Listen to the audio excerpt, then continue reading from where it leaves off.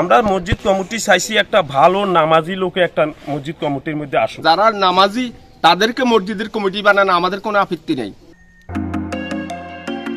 লক্ষ্মীপুরে মসজিদ কমিটির সভাপতি হতে না পারায় মামি এবং মামাতো ভাইদের বিরুদ্ধে মামলার অভিযোগ উঠেছে এক কলেজ শিক্ষকের বিরুদ্ধে।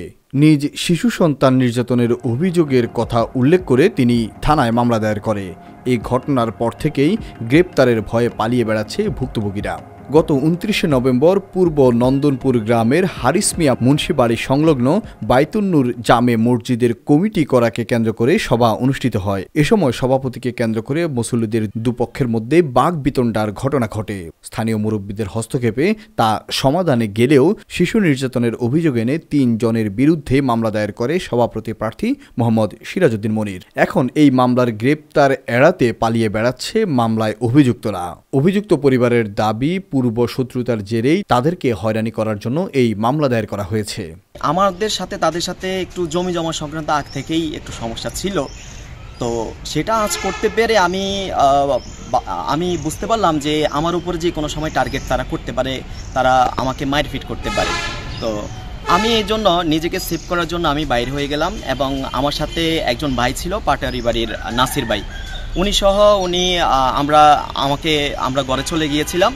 যাওয়ার পরে আমার ফ্যামিলি আর কোনোভাবে আমাকে বলা যায় যে আর বের হতে দেয় নাই, যেহেতু বেজালটা মসজিদে হচ্ছিল, যাতে আমি কোনোভাবেই বের না হয়। ওনারা বলা যায় যে আমাকে কোনোভাবে ঘর থেকে বের হতে দেয় নাই।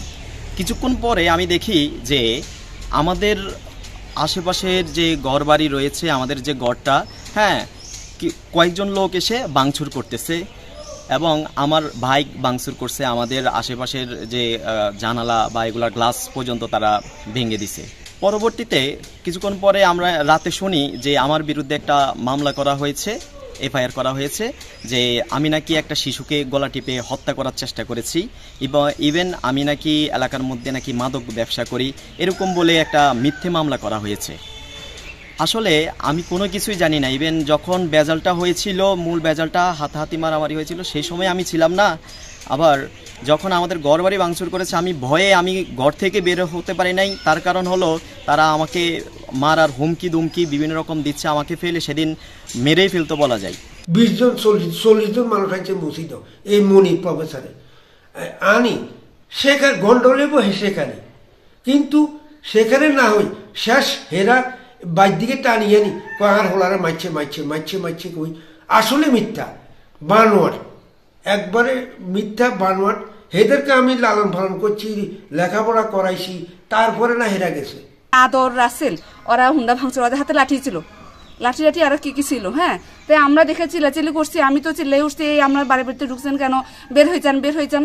পরে মুসল্লিরা মানে আরো মানুষজন আসা ওদের মানে বের করে নিয়ে গেছে। তবে স্থানীয় মুসল্লিরা বলছেন ওই ঘটনার সময় সেখানে কোনো শিশু নির্যাতনের ঘটনা ঘটেনি। শিশু নির্যাতন নয়, বরং মসজিদ কমিটির সভাপতি হতে না পারাটাই অভিযুক্তের ক্ষোভ। এছাড়া তাদের সাথে পূর্ব থেকেই বিরোধ রয়েছে, তাই তারা মনে করছেন এই মামলাটি উদ্দেশ্য প্রণোদিতভাবেই করা হয়েছে। তাম্বিরে কিন্তু ঘটনাস্থলে থাকি যখন বেদালটা বড় হয়ে গেছে, তাম্বিরের দুয়ারটা আমি শুনছি দুয়ারটা আটকায়ে তাম্বিরে কিন্তু তাম্বিরের ঘর দিকে চলে গেছে।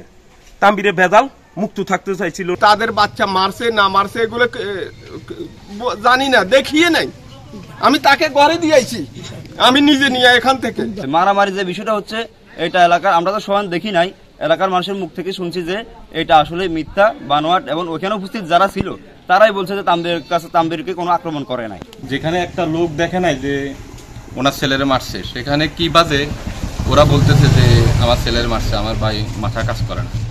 আর সন্ত্রাস বলতে কি, তানবীর তো মনির প্রফেসরের মামাতো ভাই, এরা মামতো ভূত ভাই, একটা ছেলে এলাকার মধ্যে ও লক্ষ্মীপুরে শিক্ষকতা করে, তো কি বাদে সন্ত্রাস হয়ে গেছে আমারও মাথা কাজ করে না। এখানে আপনার বাচ্চা পোলাপাইনটা জিগান, বাচ্চা পোলাপাইনও বলবে যে তানবীর এই কাজটা করে না।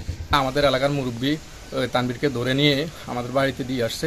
দিয়ে আসার পরে ওনারা ওই রাগটা মিটে নাই, ওনারা কি করছে, ওই যে তার ভাগিনা রাসেল এবং আদর আমাদের মোটর সাইকেল ভেঙে ফেলছে, এরপরে আমাদেরকে সিগারেট এগুলো ভেঙে ফেলার পরে এরপরে ওনারা এরপরে তাদের খায়েশ মিটে নাই। উনি কী করছে, ওনার ছেলেকে হাসপাতালে ভর্তি করে আমাদেরকে মিথ্যে মামলা দিয়ে হয়রানি করতেছে। রায়পুর রুস্তম আলী ডিগ্রি কলেজের ইংরেজি শিক্ষক মোহাম্মদ সিরাজুল্লাহ মনিরের সাথে কথা বলতে চাইলে তিনি ফোনে জানান পরে কথা বলবে। পরবর্তীতে অন্য মানুষকে দিয়ে ফোন ধরিয়ে ওই নাম্বারে আর ফোন না দেওয়ার জন্য নিষেধ করেন। অন্যদিকে মনিরের বাড়িতে গিয়ে তাদের ছেলেকে পাওয়া গেলেও তার গায়ে কোনো আঘাতের চিহ্ন পাওয়া যায়নি। এ বিষয়ে মামলাটির তদন্ত কর্মকর্তা জানায়, ওটা হলো আসামি 1 নম্বর আসামি 2 নম্বর আসামি কোর্ট থেকে জামিনে আছে, এমসির জন্য আবেদন করছি।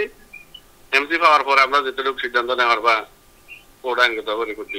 লক্ষ্মীপুর আইডিয়াল আলিম মাদ্রাসা জাগতিক ও নৈতিক ইসলামী শিক্ষার সমন্বয়ে আপনার সন্তানকে সৎ, যোগ্য, আলেমে দ্বীন ও দেশপ্রেমিক সুনাগরিক হিসেবে গড়ে তোলার অঙ্গীকার নিয়ে লক্ষ্মীপুর আইডিয়াল আলিম মাদ্রাসা আছে আপনার পাশে। এখানে প্লে থেকে আলিম পর্যন্ত সাধারণ বিভাগ, বিজ্ঞান বিভাগ, হিফজুল কোরআন ও গার্লস শাখায় ভর্তি চলছে। এখানে রয়েছে উন্নত যোগাযোগ ব্যবস্থা এবং রুচিশীল ও শিক্ষাবান্ধব পরিবেশ, আবাসিক, অনাবাসিক ডে কেয়ার ব্যবস্থা। লক্ষ্মীপুর আইডিয়াল আলিম মাদ্রাসা, কোর্ট বিল্ডিং সংলগ্ন, জমুল স্টেশন, সদর, লক্ষ্মীপুর। নোয়াখালী টিভি, বৃহত্তর নোয়াখালীর প্রতিচ্ছবি।